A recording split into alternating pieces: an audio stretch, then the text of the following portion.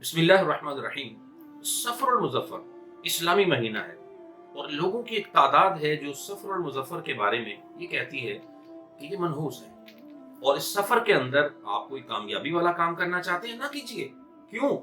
سفر المظفر میں کامیابی نہیں مل سکتی۔ اسی طرح سفر المظفر شادی نہ کرنا، شادی کریں گے تو یہ شادی رہ نہیں پائے گی، طلاق ہو جائے گی، گھر تباہ ہو جائیں گے۔ ارے بھائی ایسا نہیں ہے، تاریخ کو سمجھیے، اسلام کو سمجھیے، اسلام کیا بتاتا ہے۔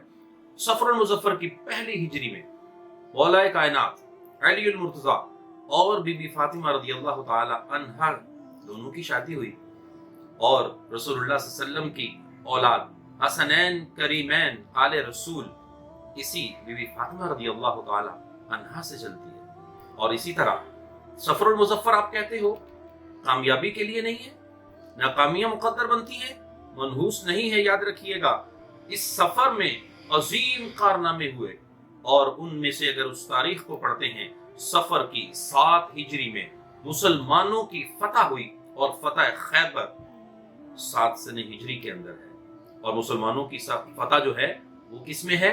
مسلمانوں کی فتح بھی سفر میں ہے۔ اسی طرح مدائن جس کو کسرہ کا محل کہا جاتا ہے، اس کی فتح سفر کے اندر 16 ہجری میں ہوئی۔ کیا اب بھی اس کو منحوس کہیں گے؟ کیا اب بھی آپ سفر کو منحوس جانیں گے؟ ہرگز نہیں، ایسا نہیں ہو سکتا۔ سفر کے مہینے میں پیش آنے والے تاریخی واقعات کثیر ہیں، جن میں سے ہم اگر اسلام قبول کرنے والے صحابہ کی اور شخصیات کی بات کریں، حضرت خالد بن ولید سیف اللہ کہلایا کرتے تھے۔ آپ نے اسلام قبول کیا کب؟ سفر المظفر 8 ہجری میں۔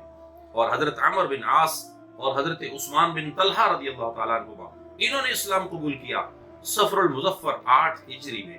کیا اب بھی آپ سفر کو منحوس جانیں گے؟ ہرگز نہیں۔ اسلام اپنے ان بابرکت اور مبارک مہینوں میں کسی کو، ان ایام میں سے کسی کو کسی بھی طریقے سے منحوس نہیں کہتا۔ ذہنوں سے ان باتوں کو نکالیے، توہمات سے اپنے آپ کو دور کیجیے، اور اسلام کو پڑھیے، اسلام پر عمل کیجیے۔ انشاءاللہ عز و جل اللہ کے فضل و کرم سے اسلام میں بہاریں ملیں گی۔ اللہ نگہبان۔